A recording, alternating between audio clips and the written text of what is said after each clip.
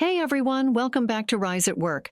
I'm Amelia, and today we're diving into something that I know many of you have struggled with: imposter syndrome. This is that overwhelming feeling where, despite all your accomplishments, you feel like a fraud. You know, the moment when you get promoted or land that big job and suddenly you're convinced everyone else is more qualified than you? Well, let me tell you, I've been there, and I'm here to tell you that you don't have to let it hold you back. In fact, the feeling of being an imposter almost sabotaged my career. Let me explain how it went for me. 5 years ago, the company I worked for was acquired by a Fortune 500. It was like starting over. I had been in the same role for years, but suddenly, everything changed. The new company had different processes, higher expectations, and an entirely new corporate culture. I found myself surrounded by people who seemed to know it all. I remember waking up every morning feeling uncertain. I'd wonder, what if today is the day they realize I'm not cut out for this? It was a constant thought that lingered. But instead of letting that fear control me, I decided to focus on moving forward. Imposter syndrome is that persistent feeling that you don't belong, that you're not as capable as everyone thinks you are, or that you somehow don't deserve your success. Even if you've earned your position, you feel like a fraud. And the reality is, 70% of people experience imposter syndrome at some point, especially high-achieving women. Studies have shown that women in leadership positions are particularly vulnerable to these feelings. It's like an invisible barrier that makes us question our abilities, even when the evidence shows we're capable. Taylor Swift has even spoken openly about how she's felt the weight of imposter syndrome throughout her career. She shared in an interview, "There are times when I feel like I don't deserve the recognition I get, and that someone else could do a better job. I feel like I'm not as good as people think I am." We often think that successful people like Taylor are immune to self-doubt, but in reality, even the most accomplished experience it too. If this sounds familiar to you, let me help you. Here are 5 scientifically backed tips to overcome imposter syndrome. 1. Normalize and share your experience with others. Dr. Sabrina K. Sherry highlights the importance of talking about your experiences. Sharing your feelings with trusted colleagues or friends helps reduce isolation. I began to open up about my struggles with imposter syndrome, and I was shocked to learn that many of my peers felt the same way. We often imagine that others have it all together, but the truth is, they don't.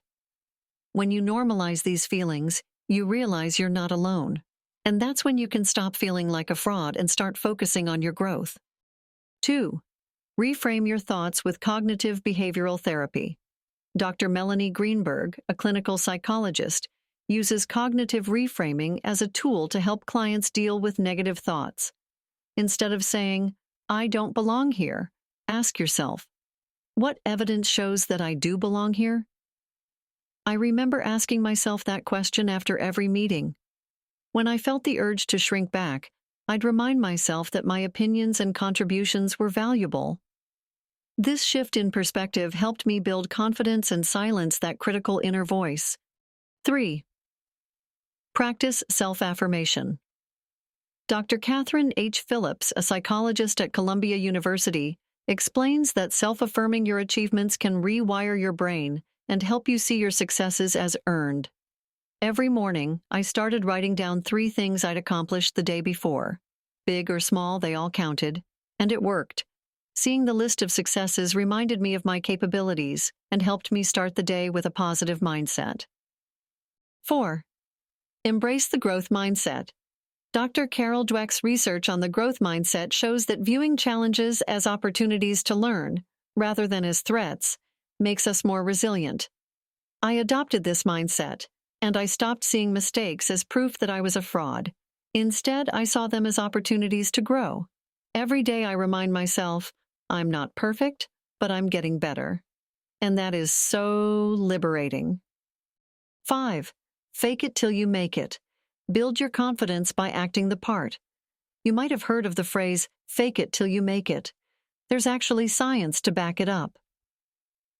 Psychologist Amy Cuddy found that adopting power poses and acting with confidence even when you don't feel confident can help improve your actual performance. Essentially, by embodying the behavior you want to adopt, you begin to feel more confident. In my case, when I started feeling unsure, I'd act like the confident, competent leader I wanted to be. I walked into rooms with my head held high. I spoke with clarity, and I showed up with the energy of someone who already belonged. Over time, this confidence became real. Not because I was faking it, but because I had rewired my brain through consistent action. So here's the truth. You're not a fraud. Those feelings of self-doubt?